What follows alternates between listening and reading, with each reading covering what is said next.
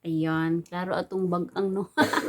Hello, magandang hapon sa inyong lahat. Welcome ulit sa ating vlog. Ayun, so Saturday ngayon, wala tayong pasok sa work. So nandito lang tayo sa bahay, paikot-ikot. At yun, mamaya-maya, kasi 4:45 na, punta tayo ng garden kasi ang tawag nito, mainit kasi ngayon, magdidilig tayo ng mga halaman, hindi halaman, yung mga tanim natin, day. Then kanina, hindi na ako nag-vlog, bumili ako ng pasuday kasi magtatanim tayo dito um, sa labas ng bahay. Siyempre, hindi naman sa loob, pwedeng sa loob, no? Sa labas tayo magtanim ng um, transfer yung mga bulaklak, yung mga, ay, yun nga pala, yung mga seeds natin, no? Nasaan na ba yun? Hindi ko na alam kung saan na yun. Yun, pumili ako ng lupa. Kasi yung lupa dito, binibili dyan, no? Lupa ng halaman, yung mga flowers natin, sa planta, sa paso. And then, yun. Bumili din ako ng, tawag nito, ayun, grocery na din. So, nilubos-lubos ko na kasi para bukas hindi na ako, mag-grocery man ako bukas, yung mga chichirya nila ng mga bata. At yung kung anong kulang. O, diba? So, ayun, samahan niyo ako sa aking pag-vlog tomorrow. Tomorrow din, no? Sa mga gaday, paghilap day. So, ayan, ladies and gentlemen, char. Ito, nag-aupo tayo dito, Jai. So, nandito yung ating mga seeds na binili natin last year. Pero, pwede pa naman siya, mga Jai. Binili namin to last year, last month. Taghalo-halo na, Jai. Ito yun siya. Ayan, naririnig nyo? Ito yun siya, seeds talaga as in. Diba? Ang sarap tignan ng gulay. Ito siya, marami siya. Tignan nyo. Ayan yung ating, ang tawag nitong, mas napakaganda nito sa katawan. Alam nyo mga Jai. Ito, kumatsu na ang tawag nito. Maganda to sa mga anemic na mga tao. Kagaya na din ito siya ng liver at spinach. Yun, maganda yan sa mga nahihilo, yung kulang sa dugo. Ito yung dapat kainin. Advisable to dito sa doktor ng Japan. Ito yung spinach. Sabi ko sa inyo, di ba? Maganda to sa mga anemic na mga tao. Para na din kang kumain ng liver nitong mga gulay na to, itong dalawang to. Then, ito yung edamame. Yung para sa sabaw, mga soup, ilagay mo sa mga nimono, yung ganyan. Sarap nito din. Halo sa soup. Then, ito yung parang string beans na din sa atin, sitaw, pero maiksi siya, hanggang dito lang siya, oh. Yung sitaw kasi napakahaba, di ba? Ito siya maikli lang. So, ang sarap nito sa tempura. So, itanim natin siya pag, nagkaroon tayo ng time. Ito yung fresh salad na seeds. Ito yung lahat to sila mga seeds to. Ayan. O, diba? Kaya kanina, sabi ko, ayun, iba-iba na pagaganda nito sa katawan tong lettuce na to. Kasi mixed color na siya, Jai. May purple, may green, may yellow dye. So, ibudbud natin to siya. Oh. Ang pinong-pino tong seeds na to. Kanina, umalis ako, bumili ako dun sa may Musashi, bumili ako ng paso para sa ating bulaklak din, and then lupa, di ba? Sinabi ko na kanina. Andun yung paso sa labas. Tignan natin, day.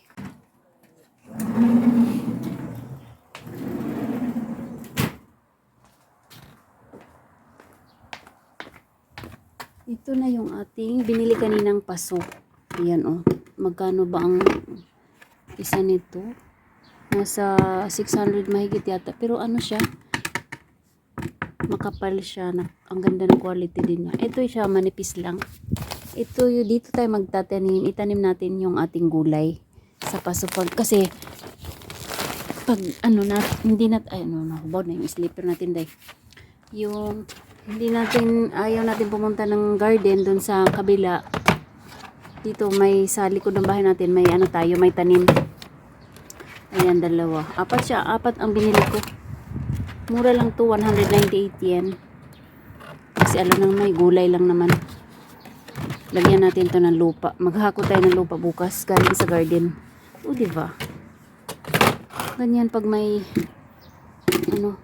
kailangan nating mag-isip. Mindset ba? Mindset. Hindi lang puro tayo bili. Kasi mahal dyan. Ito yung ating lupa na binili kanina. Ayan. Momoiro no Hato daw. Ayan, nababasa nyo? Momoiro Hato. Momoiro no Hato. O, diba? Lupa to siya dahil. 10 kilos. Ang laman nitong lupa na to. Ang ganda lang, no? Hindi siya maganda dahil kasi nabibili ang lupa dito dahil. Para to sa halaman talaga, as in. Yung halaman, ilipat natin to dito.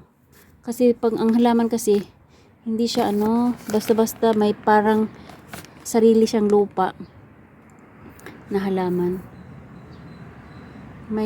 Kasi pag hindi siya awanay, yan yung yung itong money tree na yan, may sarili diyang lupa. Pero pag may time na tayo, ilipat natin siya para maganda yung tubo. So yan lang. Magtatanim tayo ngayon ng watermelon sa likod.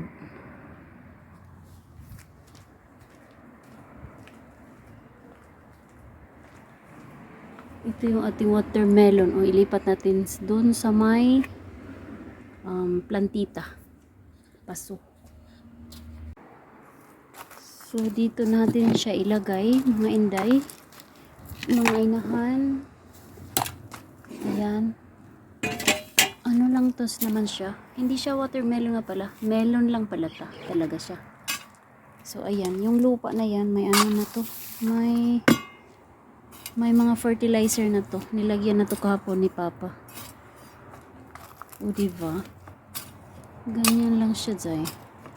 Fertilizer. May fertilizer na yan.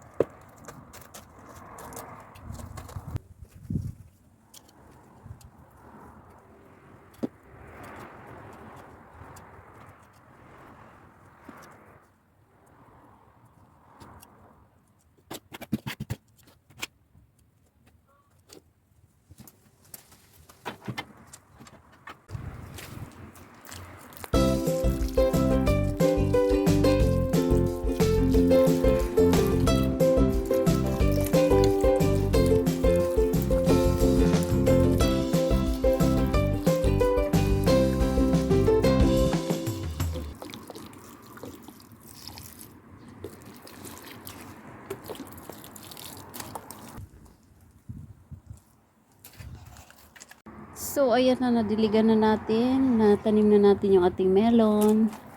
Ayan, sana okay siya. O, diba? Pero bukas, gagawin natin yung takpan natin kasi. Pag hindi natin ito takpan nga pala, pupunta yung pusa dito. Dito magdudumi sa ating tanim. So, sayang naman. Ang dumi ng... Dito siya malibang ba? Yung pusa dito sa kabilang bahay. So, ayan. Gawin natin yan dyan para hindi siya makapasok, no, sa loob ng lupa. Pambihira din tong lupa, Ari na to. Yung pusang to. Yung garden namin dito sa likod is kulang lang siya. Hindi kami nagtatanim dito. Mga halaman lang talaga, as in mga bulaklak. Ayan, di ba ang ganda, oh? Di ba? Hindi pa ako nakapagdamo dito sa likod. Dumi na. Bukas ng madaling araw. Agahan ko bukas kasi para makapag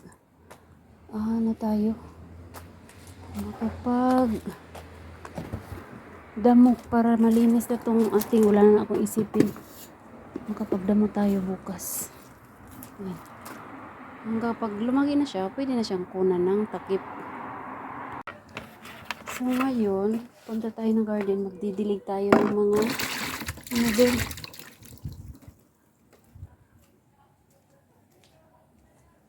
Diligan natin yung mga tanim. Sama ko si Bunso.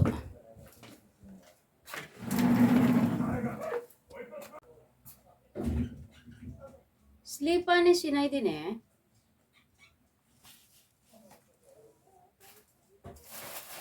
So, magme-medyas lang tayo at punta na tayo ng garden. Dala tayo ng tubig. H2O. Kasi walang tubig doon, Jai. Kaya, yun.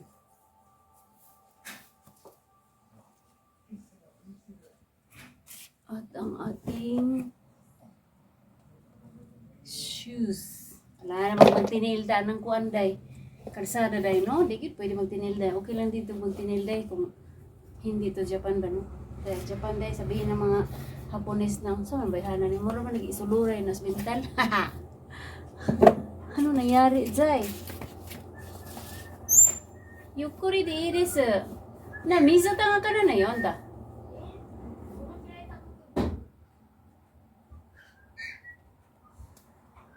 Nihon jutsu, ippon. Sabi niya, tamad mga anak ko. Ayaw magdala daw ng tubig kasi mabigat. O di ikaw na.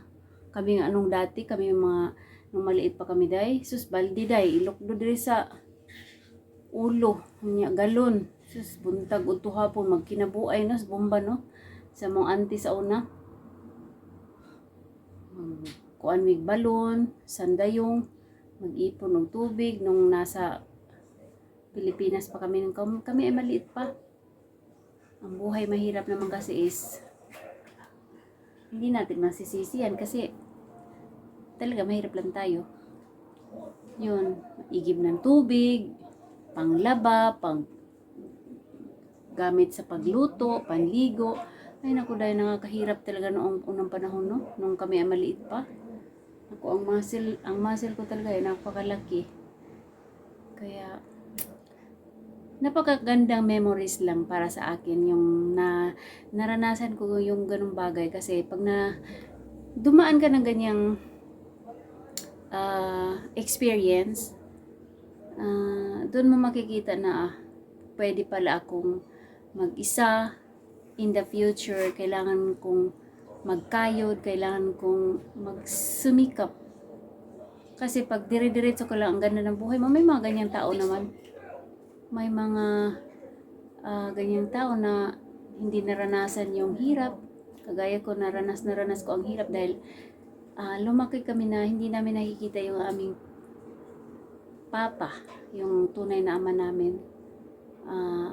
Hindi namin nasilayan yung mukha niya, hindi niya kami na hindi ko na feel na hindi ako naka-feel ng pagmamahal ng isang ama. Hindi ko kasi nakita.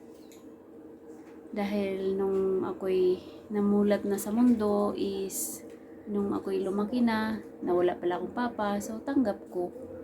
Pero nakakainggit din pag wala kang papa, no? Na nakikita mo sa ibang bata, sa mga klase mo na kahit ngayon, na ano ko pa rin na wala akong papa na nakakamiss, na naghahanap ka ng pagmamahal na bilang isang pag-aaruga ng isang tatay.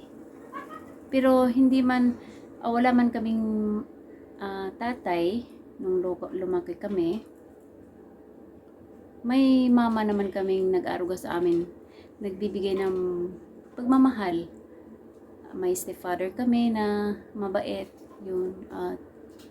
Pero may kulang pa rin, 'di ba? Alam niyo naman 'yun, kulang pa rin na mas maganda talaga yung buo, no? Na lumaki ka, nakikita mo yung tatay mo, siya ang nalalambingan mo, yung ganung bagay na sasabihan mo ng nakakwentuhan mo, yun. Pero okay lang naman, at least ginagabayan niya kami ngayon. Hindi man namin nakikita, hindi ko man na-feel, pero hindi ko man siya nakita, hindi man namin nakita magkapatid, pero na-feel ko na nandyan siya lagi sa aming likuran. Siya ang aming guardian angel. So, wala tayong magagawa. Andyan yung kapalit ng siguro nung nawala siya, andyan siya lagi sa likod namin. Yun ang nafe-feel ko na nandyan siya lagi sa likod ko. Ginagabayan niya ako lagi-lagi araw-araw. So, yun lang. Ang dami kong daldal nung quarter to 6 na. Kinto yung mananji? Size na daw, day. Sige pa ko vlog diri, day. Ulbong kas pa ni, day. Maya ulit. Maglula daw muna siya, eh.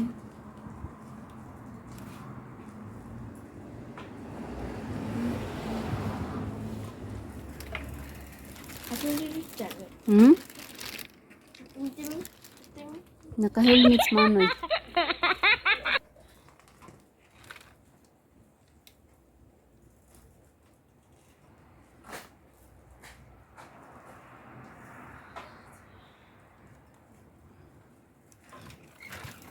Nani.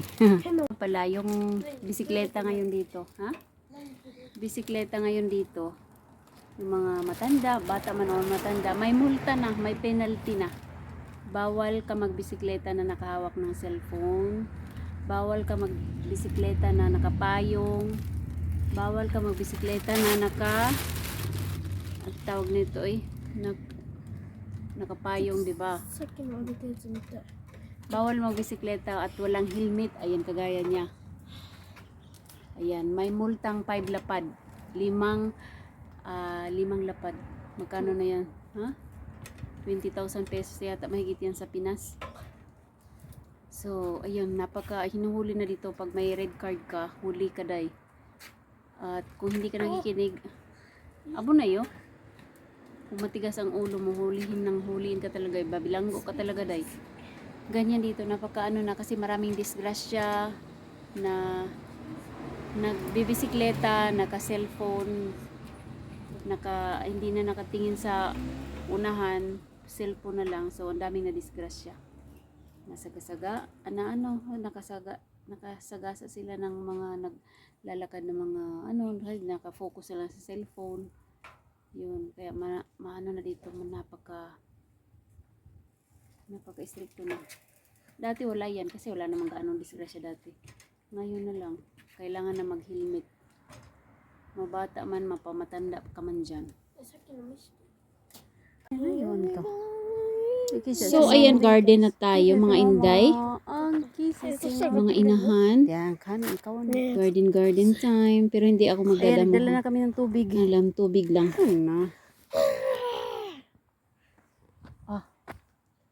At sino himawari mo? Minutes tayo. Nay, bisuriwa.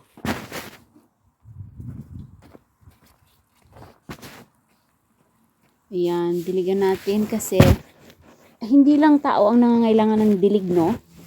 Kailangan din ng dilig ang mga tanim. So, kung tayo mag-isip na kung ano dyan. Walang mali siya yan. Need natin ng tubig. Kaya kailangan ng tao ang tubig. Mas kailangan din ng mga tanim, mga halaman ng tubig dahil dyan sila nabubuhay. Tubig lang ang suporta sa kanila. Ayos na yan sila. Lalaki at lalaki din yan. O, diba? Ganyan. Ito yung garden namin dito. Napaka, lang. Simple lang. Sabi nga ng iba, nasa Japan ka na nga. Ba't pa daw ako mag-garden? So, ngayon? Kung hindi ako mag-garden, anong kakainin namin? Bibigyan nyo ba kami ng pagkain, ng gulay? Huwag na tayo mag-inarte. Huwag na natin pairalin yung arte. Kasi, sa panahon ngayon, hindi na kailangan mag-inarte. Depende natin sa mukha natin yung pag-iinarte natin, no? O, joke lang ha. Wala akong pinapatamaan. Just saying lang na nasa ibang bansa ka man, kailangan mo pa rin kumilos. Kumilos dahil gusto mong kumain, dahil gusto mong mabuhay. Kilos lang. Kilos is life. O, diba? Nanino sa metro. Dahito ko sa. Ayun ang kahinday, oh. Kara mo usta ka. Mo sunod ikira kara lang usta ka.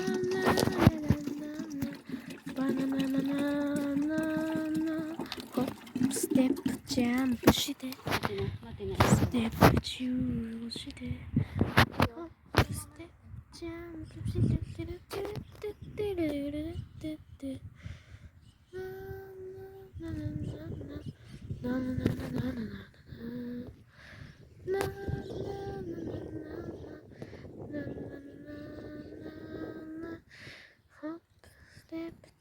push it. Hop, step jam,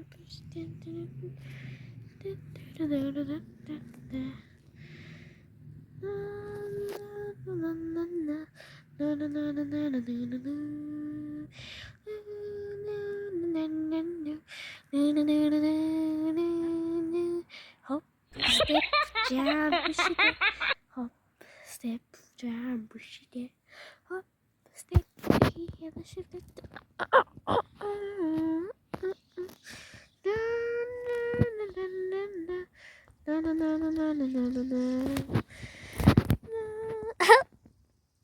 Nani warat?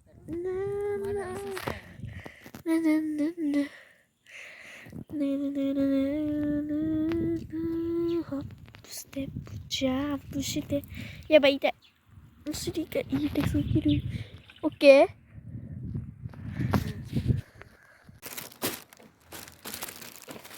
Ito yo. Buhat ko na yung karasa.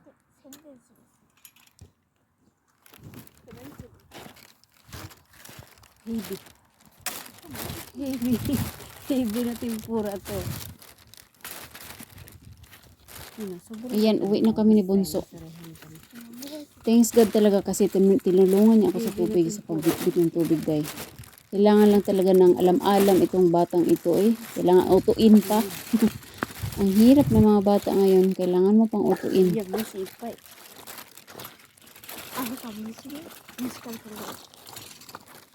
Gusto, bebe. Di nanguli nami. Ayan, nanguli nami. Nagdilig nami. Kuan dito. Kamong garden. Pukuro sama. Mo siya ka kita. Sinundan kami ng insektos. Dibinictus. Oh, thanks God. Ganito lang ang buhay namin dito sa Japan. Life is so very beautiful. Sure. At ngayon, ariya to lang ga. Magdidilig naman tayo ng halaman natin dito, no?